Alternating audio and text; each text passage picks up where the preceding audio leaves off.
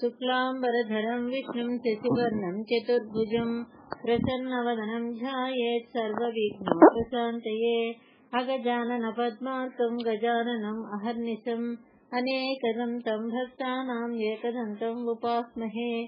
गुरुब्रह्मा गुरुर्विष्णुः गुरुर्देवो महेश्वरः गुरुसाक्षात् परं ब्रह्म तस्मै श्रीगुरवे नमः।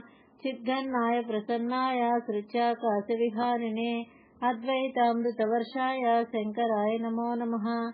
लक्ष्मीं क्षीरसमुद्रराजतनयां श्रीरङ्गधामेश्वरीं दासीभूतसमस्तदेववनितां लोकैकदीपाङ्कुरां श्रीमन्मन्दकटाक्षलब्धविभवद्ब्रह्मेन्द्रगङ्गाधरां त्वां त्रैलोक्यकुटुम्बिनीं सरसिजां वन्दे मुकुन्दप्रियां।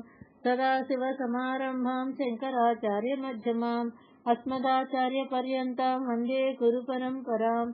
श्रीमात्रे नमः। श्रीगुरुभ्यो नमः। हरिः ओम्। गीर्धवतेति गरुडध्वजसुन्दरीति शाकाम्भरीति शिशुशेखरवल्लभेति सृष्टिस्थितिप्रलये लिघसंस्थिताय तस्मै नमः శ్రీభువనైకగురుస్వరోచ్చై। అంటే లోకాలను సృష్టించే వేళ బ్రహ్మ సతీమణి భారతి అని, రక్షణ సమయాన నారాయణుని పత్ని అయిన నారాయణి అని, కాలస్వరూపిణి అయిన శాకాంబరి అని, ప్రళయకాలమందు శంభురాణి అయిన గౌరి అని పేరుంది. మూడు లోకాల నేలు మురహరుని ఇల్లాలైన శ్రీ మహాలక్ష్మికి నమస్కరిస్తున్నాను. అంటే సృష్టి స్థితి లయలను ముగ్గురు జరిపే బ్రహ్మ విష్ణు మహేశ్వరుల భార్యలు వాళ్ళ ఉద్యుక్త ధర్మాలను బట్టి ఆయా నామాలను పొందుతారు కదా.